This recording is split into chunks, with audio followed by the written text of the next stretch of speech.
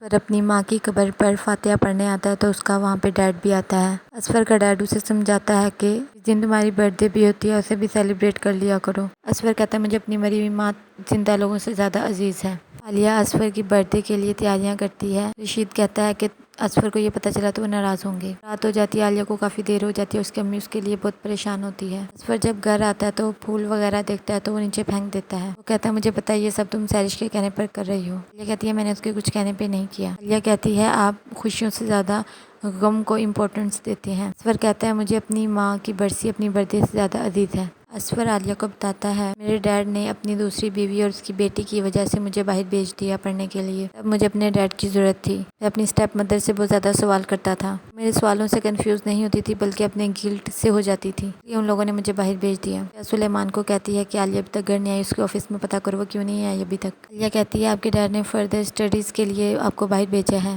جو کہ her parents کرتے ہیں۔ کہتا ہے فردر اسٹڈیز کے لیے نہیں بلکہ اپنی جان چھڑانے کے لیے۔ گھر واپس آنے لگتی ہے تو باہر سلیمان کھڑا ہوتا ہے۔ کہتا ہے تمہارے گھر والے کافی پریشان ہو رہے ہیں، اب چلیں گھر؟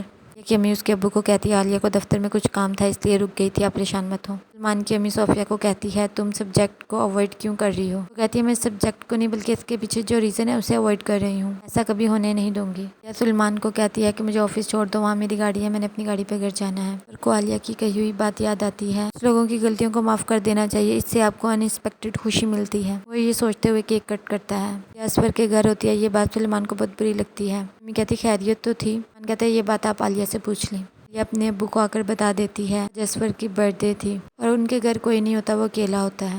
عالیہ کا ابو یہ بات اس کی امی کو بتا دیتا ہے، اس کی امی کو بہت غصہ آتا ہے، وہ بہت ڈانٹتی ہے اسے۔ یہ اپنے ابو کو کہتی ہے مجھے معاف کر دیں۔ ابو کہتا ہے تم مجھے روتی بالکل بھی اچھی نہیں لگتی اور مجھے تم پر پورا اعتماد اور بھروسہ ہے۔ سیرش اپنے ڈیڈ کو کہتی ہے کہ میں پیرس جا رہی ہوں زین کو لینے۔ اس کا ڈیڈ کہتا ہے کہ وہاں فرینچ پڑھتا ہے یا انگلش تھوڑی مشکل ہوگی۔ سیرش کہتی ہے وہ میرا بیٹا ایڈجسٹ کر جائے گا۔ ڈیڈ اسے سمجھاتا ہے کہ جو غلطیاں میں نے کی تھی وہ تم مت کرنا۔ یہاں عالیہ کو بتاتی ہے کہ مونا نہیں مل رہی اور اس کی امی کہتی ہے وہ مر گئی۔ یونیورسٹی کے آفس میں ضرور اس کے ساتھ کچھ بہت برا ہوا ہے، وہ روتی ہوئی گیٹ سے باہر نکلی تھی۔ سامیہ سیف کو جویلری دیتی ہے اور کہتی ہے یہ آفس میں دے دیجیے گا۔ سامیہ کی ساس کہتی ہے تمہارے پیسے کیش آئیں گے یا چیک آئے گا؟ سامیہ کہتی ہے میرے اکاؤنٹ میں ٹرانسفر ہو جائیں گے۔ سامیہ چلی جاتی ہے تو اس کی امی کہتی ہے کتنی چالاک لڑکی ہے یہ، کہتا ہے اسی لیے میں سوچ رہا ہوں شگفتہ کو اس گھر میں لے آؤں۔ کہ امی اس کے ابو سے کہتی ہے آپ اصفر کا پتہ کروائیں کیسا لڑکا ہے۔ عالیہ کا ابو کہتا ہے کہ کچھ دن پہلے تمہیں سلیمان اچھا لگتا تھا اور اب اصفر۔ سلیمان الماس سے کہتا ہے عالیہ کی یہ بیوقوفیاں غلطیاں مجھ سے برداشت نہیں ہوتی۔ کہ ماں کہتی ہے تم بھی ٹیپیکل مرد بن رہے ہو۔